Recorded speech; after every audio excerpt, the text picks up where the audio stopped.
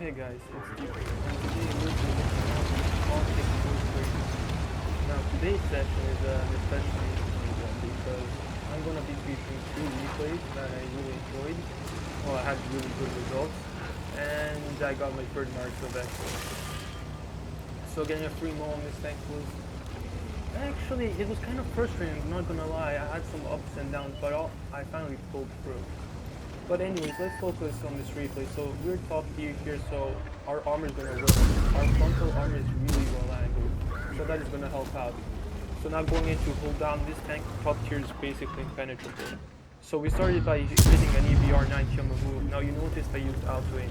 That is because the EBR was going in a linear direction, so auto aim was the best option. If he was wiggling, I would have had to do manual. Now I've loaded the goal here because I see a nice 2-2 pull down, and when loaded goal, guys 2-2's turn is actually pretty penetrable. So we're gonna use it to do that. Now you see the tank I fear the most on the enemy team, a T30 can penetrate me even in a turn.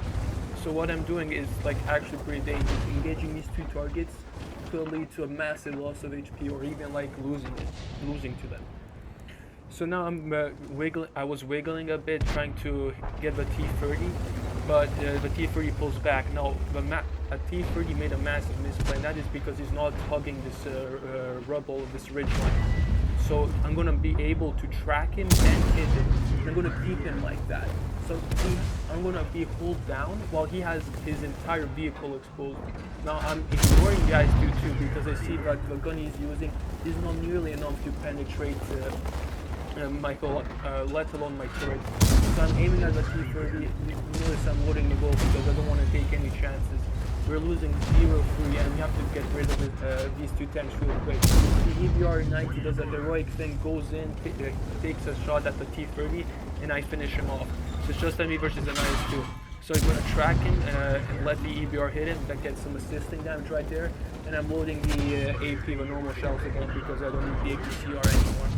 Honestly, I didn't need the APCR with a T30 as well because it has a pretty good flow, but I didn't want to take any chances because it's pretty close and I'm also pretty close at the mark of excellence as well. So you can't really blame me, let's just say like that. So now we see that I was thinking about going up the hill, but there's a lot of tanks up the hill, and if they all decide to YOLO rush, I would have probably been dead. So I think I made the right call here, rushing back to defend the base as well as taking on easy prey. So we're gonna just hit the Panther on the run. This tank has surprisingly good like hitting on the run shots, especially when it gets to close range. It's really devastating. Well, I guess you noticed as well with the object with EBR 90, we went fully in and we also snapshot it. So it's 4-6, but Burask is trying to cap. We're gonna auto-aim here because honestly I approve doing auto-aim on stationary light targeted tanks because it gives you the biggest chance of hitting. Now obviously the target was moving, so we used manual aim. So we're gonna try and take the Burask out, but he runs away. There's a Arky here, and I think this is the first big misplay. I'm gonna shoot him once. And then I'm gonna rotate. Now I don't know if a low range shot yet, and I'm taking that chance, which now I think is pretty useless. Why would I expose my engine deck? Anyways, we take him out, but the Scorpion G hits us from the hill, and so I have to move in to hide myself, of course. We're gonna take out the Super Hellcat real quick, so we secure this flank, and then we're gonna move on. Now, what I'm thinking is to attack the Type 61 and the Batchat because they're both low HP, but the Batchat can still clip out both of the Super Hellcat and attack them. But what I decide to do instead is try to find shots on the hill because I need to soften those targets up before they come rushing down at us. So the MX is full HP, the IS-6 is also full HP, which is pretty unfortunate, and I'm also like low-key hoping I respawn the Scorpion, and the team actually does. Let me put a nice shot into the Scorpion. That's a really good thing because that's the biggest threat penetration-wise. It's probably the only tank which can do a lot of damage to me, and the IS-6 as well if he connects properly. So what we're doing is, we notice that our IS-3 is kind of, he's pleading for help actually, and what we're gonna do is we're gonna try and help out the IS-3 before the IS-6 takes him out, so both of the tanks don't focus me down. So I start by taking out the WZ131. I'm gonna use this Rex to create a full down location. The I6 can't penetrate, and I easily go with VAPs through his lower plate. So no issues right there. So that's a great result. Our team manages a tactical takedown, more like a gangbang, but you know what I mean. Great stuff by my team right there. Well, right now the scores have turned, and like honestly now it's just hunting the damage. I tell the Hellcat to go cap because you never know. Like most of my teammates are one shots. I mean, the EBR-90, he's the only one who has a healthy amount of hit points. The IS-3 is a one shot. The Super Hellcat is a one shot. So I also actually want to point out what they did. Most people would go like the EBR-90, but the chances that the Scorpion would be where he is right now were really big. So I took a wider route, which would enable me to save my HP. So the EBR-90 obviously dies. I loaded the HE to kill the Scorpion, but that's taken rid of. So I'm going to shoot the M12. The M12 manages to take out the Super Hellcat with splash damage, and I unfortunately don't manage to penetrate. So that was a kind of an unfortunate scenario, but we tracked him anyway, so the fate is the same. So anyways, we're up to 6k damage and 600 assist and damage. So now we're just like going full YOLO on the AMX, because even if he's full HP, he would still win the 1v1, even if I stood right in front of him. Now, as you can see, I'm telling my teammates not to cap because it's a free mark. I'm trying to free mark this tank. So anyways, we're going up a hill, and we'll keep hoping that the AMX is still there. But as you'll find out, spoiler alert, no tank is here. So I'm gonna look around and really pray that he's here so I can take another like 1500 HP of damage.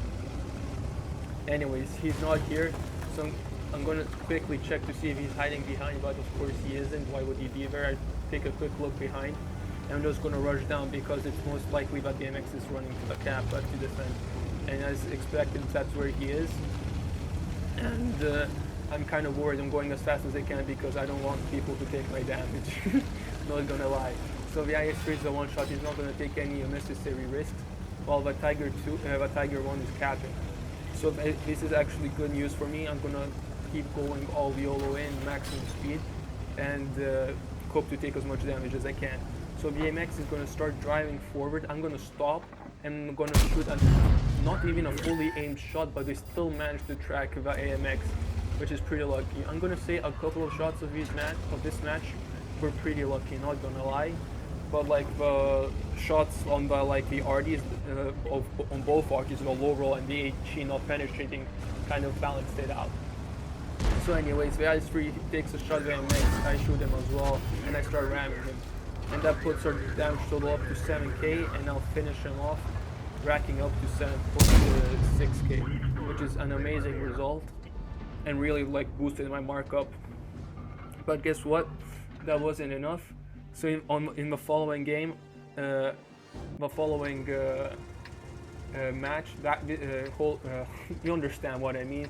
This is the one where I get the mark of excellence. And so we're on Ruinberg, I believe, and we're again top tier with tier 8 tanks. So this is a great thing for us because we're going to use our armor really well again. So as I'm saying, RNG was on my that shot was absolutely insane, not gonna lie. But I'm telling you that the Object 40 has hidden stats, that it has really good how's it called, shooting on the move with minor aim. So I hit a really beautiful manual aim shot at the EBR. I'm gonna try to hit the LT, but it quickly spotted the 703 and the Renegade crossing, and that is really important. If you take the mid, you have to immediately take defensive positions, because if a head have the opportunity, they will stop to shoot at you.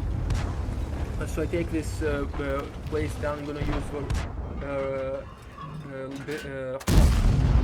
the rubble in front of me as a hold down.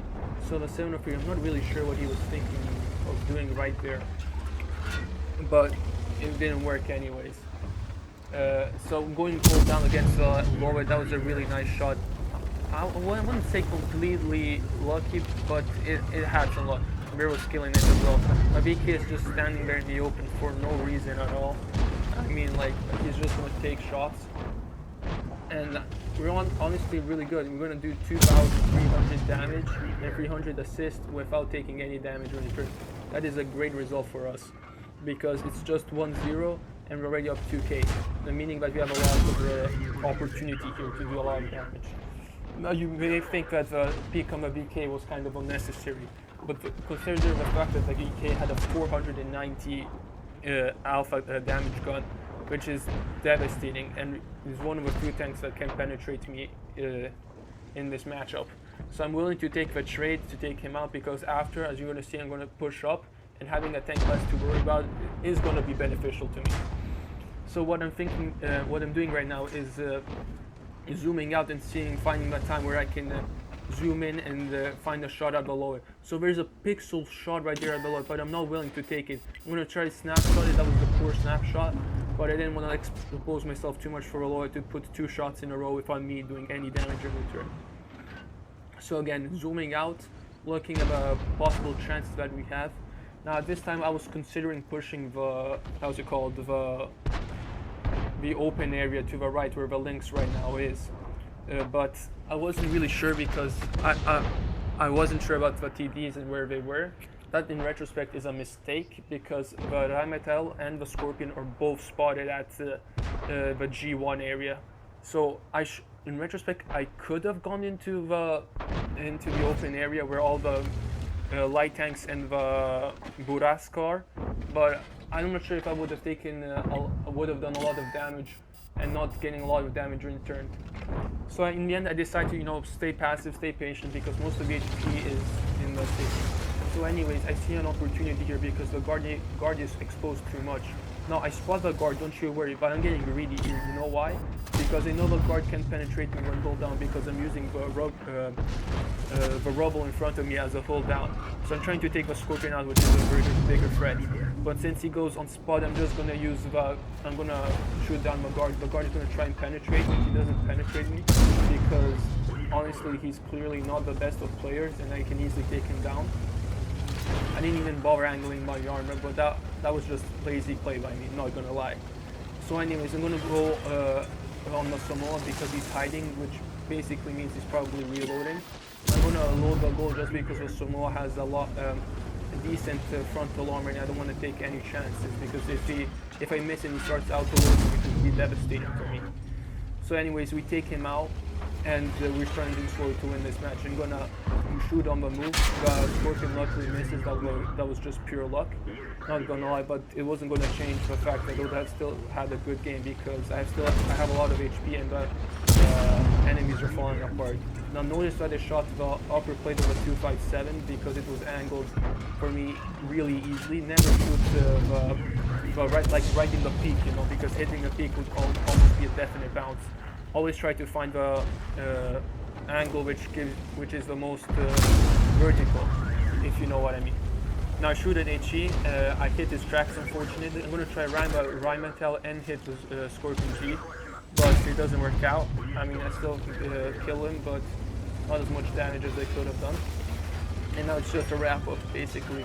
I'm going to auto-aim on the FV, and that's what I get for auto-aiming, I guess. I track the FV instead of taking him down, but the next shot is going to be a killer one, and that puts us up to 5 kills. So already know that I'm going to get my third mark of excellence here. I'm really happy about it. It's 39. It's been pretty hard, so not gonna lie, I was really happy about it. I had a much easier time with the standard V and the Skoda than the object 430, not gonna lie. The object 430 proved to be the hardest challenge. And honestly, I managed to free mark the tier 8 Progetto, but I can't. I'm struggling to free mark the T44-100. Like I was at 94%, and now I'm back at 90 because I just had a series of unlucky games with tier 10 matchmaking and so forth. I mean, but I can't complain. I mean, I managed to do it with the Progetto, which has also really high standards. I mean, eventually I also get the T44-100. Anyways, this is just a wrap up, and that's 59. So that's basically the game, folks. I had to put the image of me being the first one in the server after this session, but you can see the statistics here, and I hope you guys enjoyed, and please consider subscribing. Thank you guys. Take care. I'll see you.